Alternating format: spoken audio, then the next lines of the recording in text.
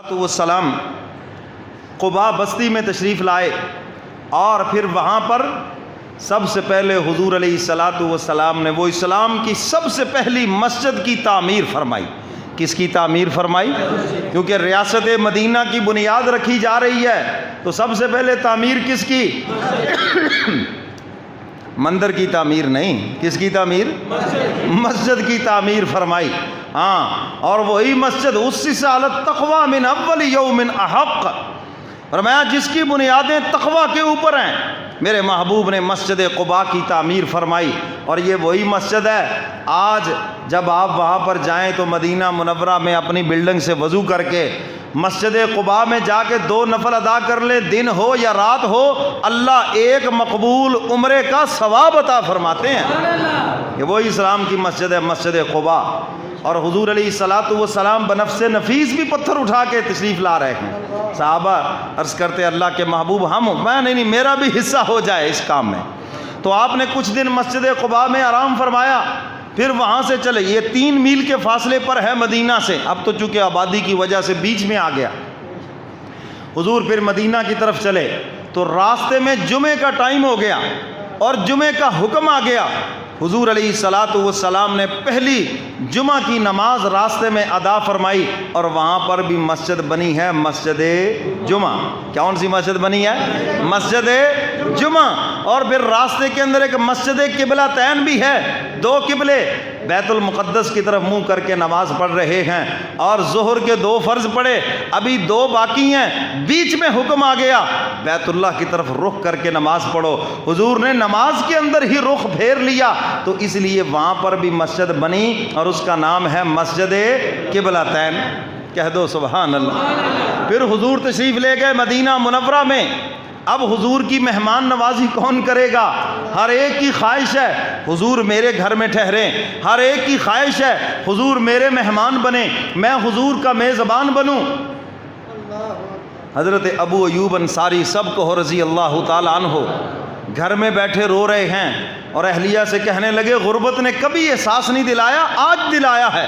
کاش آج ہمارے حالات اچھے ہوتے تو میں بھی حضور کی خدمت میں عرض کرتا کہ آپ ہمارے مہمان بنیں، مگر کیا کروں، گھر میں تو فاقہ ہے اور ہمارا تو اپنا گزر بسر بڑی مشکل سے ہو رہا ہے، حضور کو کیسے دعوت دوں؟ حضور علیہ الصلاۃ والسلام تشریف لایا۔ مدینہ میں ہر آدمی کی خواہش ہے، اور جو مالدار صحابہ ہیں وہ تو چاہتے ہیں حضور ہمارے گھر میں ٹھہریں۔ حضور علیہ الصلاۃ والسلام نے فرمایا میری اونٹنی کی نکیل چھوڑ دو اور اس کو مدینے کی گلیوں میں پھرنے دو، اور یہ من جانب اللہ ہے، اللہ کی طرف سے ہے۔ فرمایا جس گھر کے سامنے بیٹھ جائے گی میں اسی کا مہمان بنوں گا۔ اب جو صحابہ اونٹنی کو بلانا جانتے ہیں، بٹھانا جانتے ہیں، وہ اپنی آوازیں لگا رہے ہیں کہ اونٹنی بیٹھ جائے، اونٹنی ہمارے گھر کے، لیکن وہ چلی جا رہی ہے۔ چلتی چلتی اللہ کی شان حضرت ابو ایوب انصاری کے گھر کے سامنے آ کر بیٹھ کے، اور کسی نے آواز دی ابو ایوب تیری قسمت دیکھو تو صحیح، حضور علیہ الصلاۃ والسلام تیرے گھر کے سامنے جلوہ افروز ہیں۔ اندر سے بھاگ کر آئے اور حضور علیہ الصلاۃ والسلام کا سامان اٹھا کے اندر لے گئے اور کملی والے پیغمبر کو پھر 6 ماہ تک اپنے گھر کے اندر ٹھہرایا۔ سبحان اللہ، مہمان نوازی 6 ماہ تک کی۔ اور میرے محترم سامعین، قسطنطنیہ کے قلعے کی دیوار کے ساتھ حضرت ابو ایوب انصاری کی قبر ہے، جو لوگ گئے ہیں تصویریں بھی نظر آتی ہیں، اوپر لکھا ہوا ہے میزبان رسول حضرت ابو ایوب انصاری رضی اللہ تعالیٰ عنہ۔ 6 ماہ تک حضور کی مہمان نوازی کی۔ اور میرے محترم سامعین، اس کے بعد میرے کملی والے پیغمبر نے مسجد نبوی کی تعمیر فرمائی، کیونکہ ریاست مدینہ میں مسجدوں کی تعمیر ہوتی ہے، کیونکہ یہاں پر سارے فیصلے مسجدوں میں ہونے ہیں، مسجد ہی تو بنیاد ہے اسلام کی۔ ہاں، یہی تو یہاں سے ہی تو سارا سلسلہ چلنا ہے۔ تو حضور علیہ الصلاۃ والسلام نے مسجد نبوی کی تعمیر فرمائی اور بنفس نفیس پتھر اٹھا کے تشریف لا رہے ہیں، صحابہ بھی پتھر لا رہے ہیں۔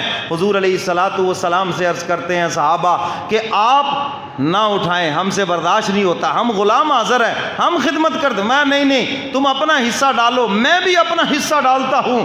وہی آ گئے، حق تعالیٰ فرماتے ہیں محبوب یہ مسجد آپ کی طرف منسوب ہے، اس کا نام مسجد مسجد نبوی ہے، صحابہ نے بھی حصہ ڈالا، ابو بکر نے بھی حصہ ڈالا، عثمان نے بھی جگہ خرید کر دے دی ہے، اور آپ بھی اس میں پتھر اٹھا کے حصہ ڈال رہے ہیں، تمہارا رب بھی حصہ ڈالنا چاہتا ہے۔ مولا آپ کیا حصہ ڈالیں گے؟ فرمایا آج سے لے کر قیامت تک جب کوئی بھی اس میں نماز پڑھے گا، نماز ایک ہوگی، ثواب اس کو 50,000 نمازوں کا ملے گا۔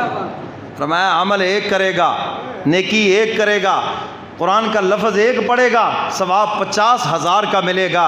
رمضان کا مہینہ آ جائے گا تو 70 سے ضرب دے لینا، کہہ دو سبحان اللہ۔ ہو سکتا ہے کیلکولیٹر تمہارے جواب دے جائیں۔ اس لیے میں حج عمرہ کرنے والوں کو کہتا ہوں، درخواست کرتا ہوں ان سے، جب آپ حج عمرے کے لیے جائیں تو کوشش کریں جہاز میں جاتے ہوئے آتے ہوئے جو 5-6 گھنٹے ہیں ایک قرآن کی تلاوت کر لیں، تاکہ آپ کے ایک قرآن کی تلاوت فضاؤں میں بھی ہو جائے۔ کیا خیال ہے؟ احرام باندھا ہوا ہوتا ہے، ایر حسن اکھاں کٹ کٹ کے دیکھن ڈے ہوتے ہیں، یہ حرکتیں بھی نظر آ رہی ہوتی ہیں، یہ جو تو چھپ کے کرتا ہے اہل جہاں سے، کوئی دیکھتا ہے تجھے آسمان سے۔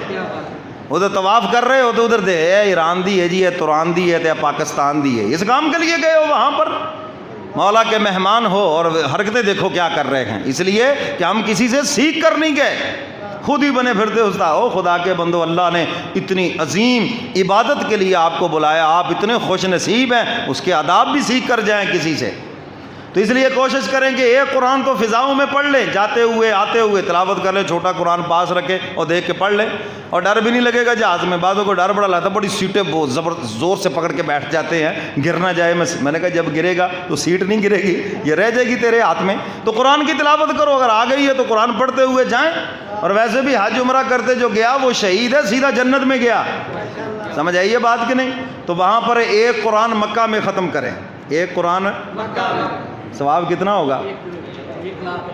1 لاکھ کے حساب سے 2 ضرب ہیں جی، ایک حرف کے اوپر تو 10 نیکیاں ملتی ہیں۔ الف لام میم ایک حرف نہیں 3 حرف ہیں، 30 نیکیاں ملتی ہیں۔ اور پھر جب رمضان کا مہینہ آ جائے تو 70 سے ضرب دے لیں، 2100 نیکیاں بن جائیں گی۔ اور پھر ادھر بیت اللہ کے پاس جب بیٹھ کے پڑھے گا تو لاکھ کے حساب سے شاید کیلکولیٹر آپ کے جواب دے جائیں، اتنی نیکیاں بنیں گی۔ سمجھ آ گئی ہے بات کہ نہیں؟ اور پھر آپ مدینہ میں چلے جائیں تو ایک کوشش کریں، 8 دن آپ نے وہاں رہنا ہے تو 40 نمازیں پوری کرنی ہیں۔ حضور فرماتے جس نے مدینہ میں 40 نمازیں پڑھی، میری قبر کی زیارت کر لی، میری سفارش اس پہ واجب ہو گئی ہے۔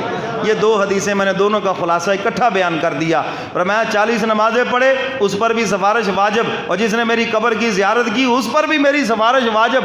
تو ایک قرآن وہاں بھی پڑھ لے، بجائے اس کے کہ آپ وقت گزاریں جناب مدینے کے بازاروں میں پھر کر، کبھی کھجور منڈی، وہاں پہ مال مفت دلے پہ رحم، وہ بیچارے ایک پورا ہاتھ بھر کے دیتے ہاذا حلال ہن، تو ماشاءاللہ پھر خوب حلال کرتے ہیں وہاں پر ہیں۔ وہ تو کہتے چیک کر لو، 1-2 کھا لو دیکھ لو، تو ماشاءاللہ وہ چیکنگ میں ہی ختم کر دیتے ہیں۔ خیر میں یہ عرض کر رہا تھا، تو وہاں پر وقت ضائع کرنے کی بجائے لسٹیں پکڑی ہوئی ہوتی ہیں، اور ماشاءاللہ پیچھے وزیر ان کا ہوتا ہے بیگمات، وہ بتا رہے فلانے کے لیے یہ لے لو، فلانے کے لیے یہ لے لو، اور سارا وقت بازاروں میں۔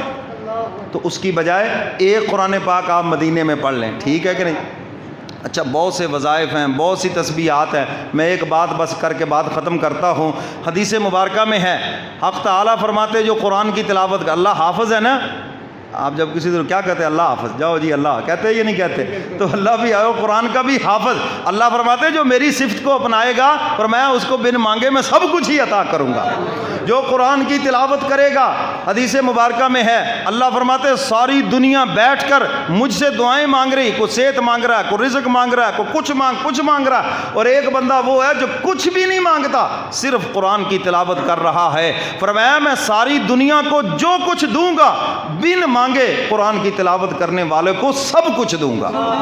جب حدیث مبارکہ میں اس کی وضاحت آ گئی، ٹینشن ختم ہو گئی۔ وہ تمہارے احوال کو بھی جانتا ہے، تمہارے دل کے خیالات کو بھی جانتا ہے، تمہاری ضرورتوں کو بھی جانتا ہے، تمہاری پریشانیوں کو بھی جانتا ہے۔ تو سب سے آسان نسخہ یہ ہے، بس آپ قرآن کی تلاوت کے اندر اپنا وقت گزاریں، دعائیں بھی قبول ہو جائیں گی، کروڑوں اربوں کھربوں نیکیوں کا مجموعہ بھی آپ کے نامہ اعمال میں آ جائے گا۔ اللہ مجھے اور آپ کو قرآن